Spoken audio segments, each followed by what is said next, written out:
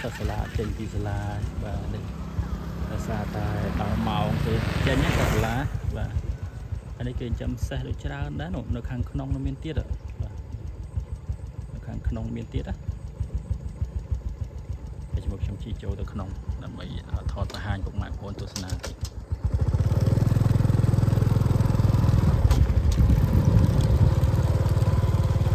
អានេះក៏តាមផ្លូវយើងចូលទៅបាទអូសេះវាមានកូនវាអត់នេះបាទនេះកូនសេះនេះវារត់បលែងលេងជាមួយមេវានេះតំណងមែនតើបាទនេះប៉ុណ្ណេះពងពេញលពឹសហើយនេះគេដើរមក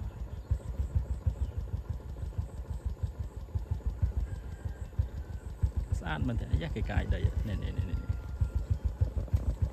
ពុកម៉ែបងប្អូនណាខ្លះអត់ធ្លាប់ឃើញសេះនេះ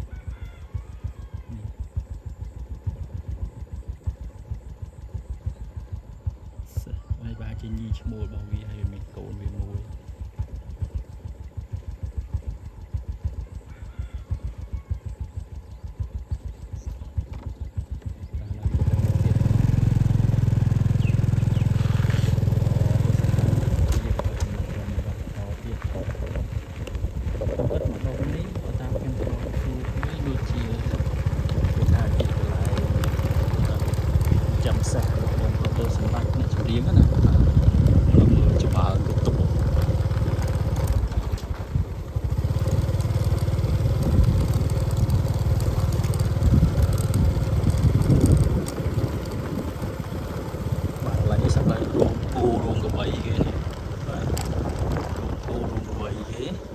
គាត់ក៏ចិត្តនឹងដី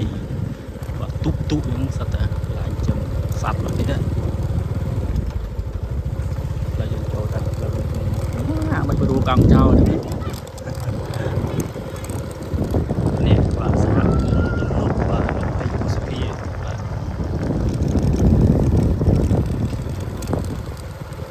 ឥឡូវគឺយើងមកដល់ហើយបាទទំនប់20សភានេះពុកម៉ាក់យើង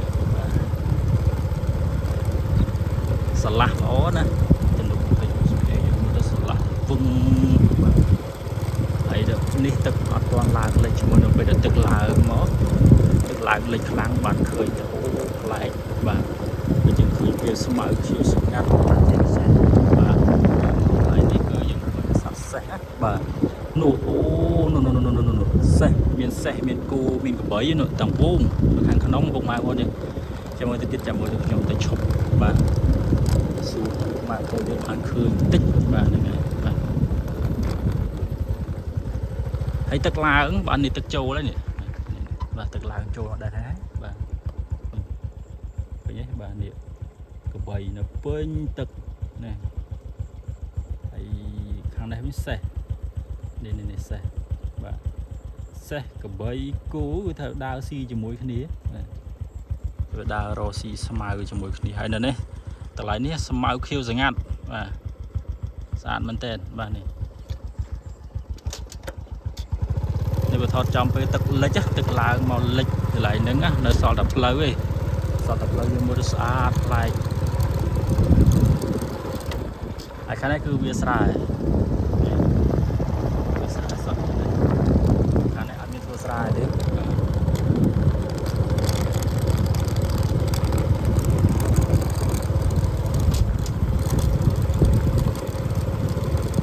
ទំនប់20ឧសភានេះឬគេថាពេលគេមានកម្មវិធីដូចគេបណ្ណាំងទូកបណ្ណាំងអីលេងមនុស្សច្រើនណាមនុស្សលេងច្រើនណា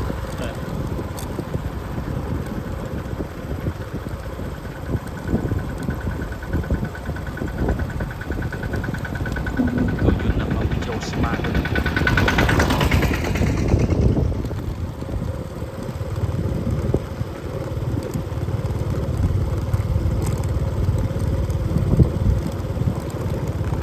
តើកបីពុកម៉ែបងប្អូនហើយបាទកបីនៅពេញ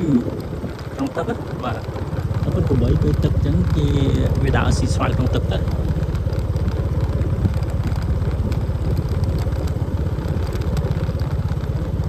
នោះកុំច្រឡំថាក្រពើណាគឺក្របី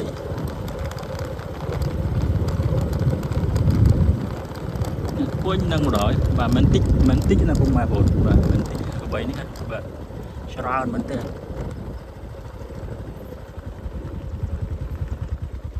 ខ្ញុំស៊ូមពុកម៉ែបងអត់ឃើញដល់ចិត្តនេះនេះឃើញទេនេះពេញទឹកបាទហើយកុំច្រឡំថាក្រពើបាទនេះឃើញទេបាទហើយខាងនេះគឺថាមានតូចមានធំមានបាទហូហែទៅពេញទឹកម្ដងបាទនេះ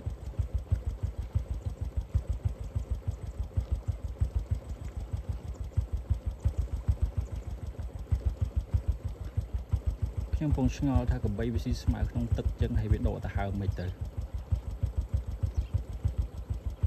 ច្រើនណាពុកម៉ែច្រើនមែនតើនេះ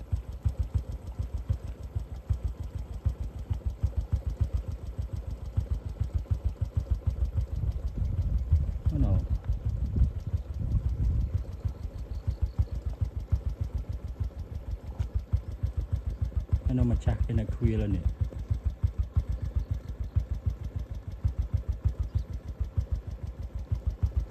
ច្រើនមែនតើកបីនេះ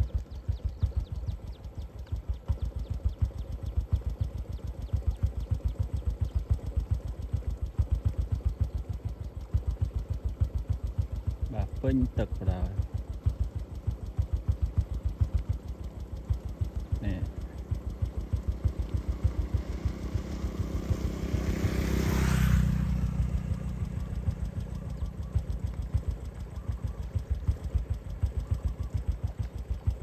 នៅមកនោះវាហែដូចកពើនោះនៅក្នុងតែកាមេរ៉ាខ្ញុំស៊ូមបានតែប៉ុណ្្នឹងណាបាទអូឃើញទេអាទូជាងគេបាទអត់អាចស៊ូមចិត្តបានទេស៊ូមបានតែប៉ុណ្្នឹងឯងបាទឥឡូវយើងទស្សនាខាងមុខទៀត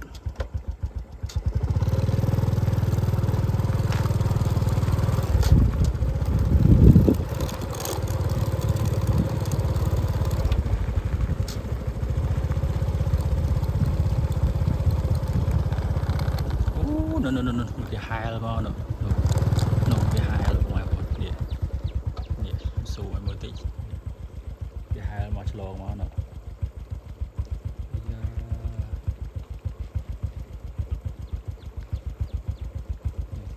លឹបមកខាងនេះអត់ស៊ីស្មៅខាងនេះទៀតនេះវាឆ្លងមក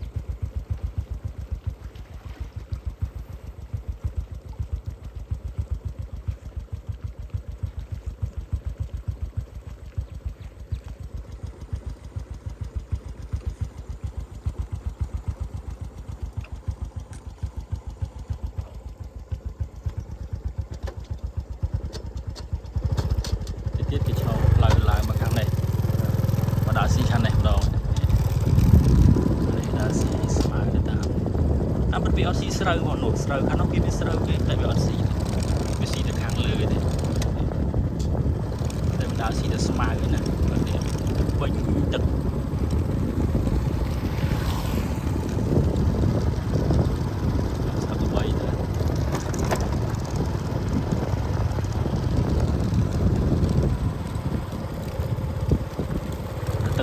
ទឹកចូលឡើងម្ដងនេះ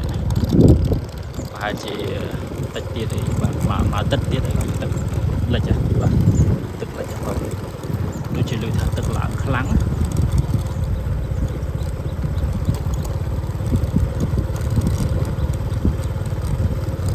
បាទនឹងហើយទំនប់20សភាបាទស្រុកលីភាខេត្តកំពង់ឆ្នាំងដែលគេតែងតែល្បីណាបាទខាងនោះគេមានខ្ចោះ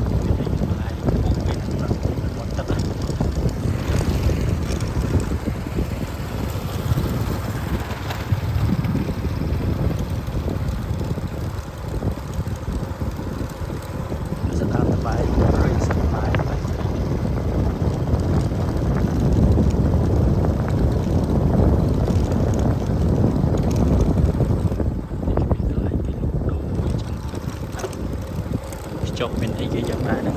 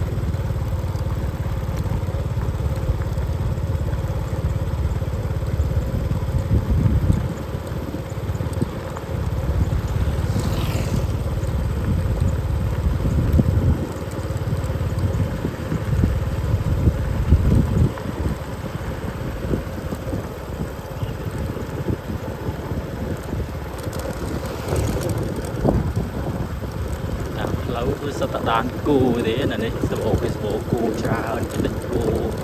តែញប្របីវាឡើងនេះ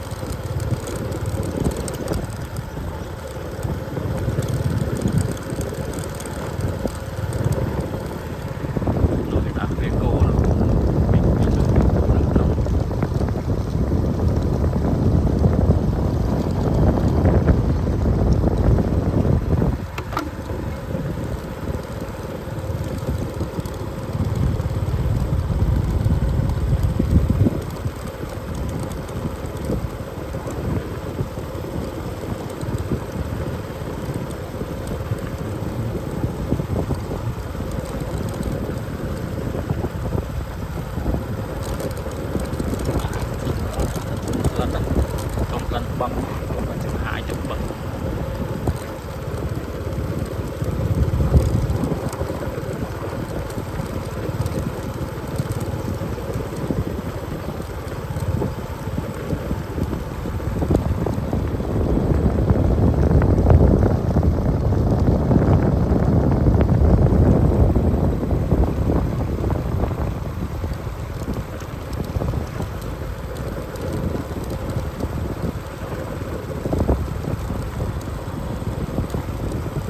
បាននេះគឺខ្ញុំកំពុងតែជិះម៉ូតូលើក្នុងទំនប់តែគេដាក់ពីគាត់ផ្លូវសម្រាប់យើងជិះឆ្លងកាត់ទៅមកជិះដើរលេងទស្សនាកំសាន្តអីសម្រាប់ពុកម៉ែបងប្អូនដែលតបប្រមល់មិនដឹងថាត្រូវទៅលេងណាអីបាទជិះដើរលេងនៅនេះបាទស្រឡះពុកបាទក្លោហូបចូលមកហើយ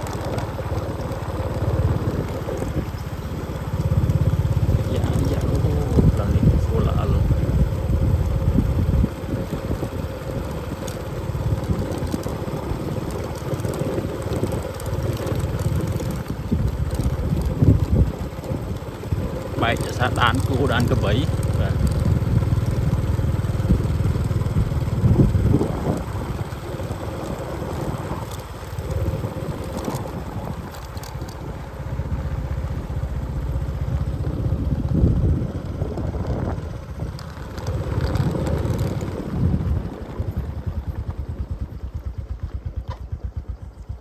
នេះទឹកចូលអាងស្តុបទឹក20ឧសភាហើយខាងមុខនេះគឺកន្លែងទ្វារទឹកនេះទ្វារទឹកកន្លែងសម្រាប់គេបើកទឹកបើសិនមកទឹកទុញខ្លាំងហើយគេបើកទម្លាក់ទៅខាងក្រោមនេះទៅ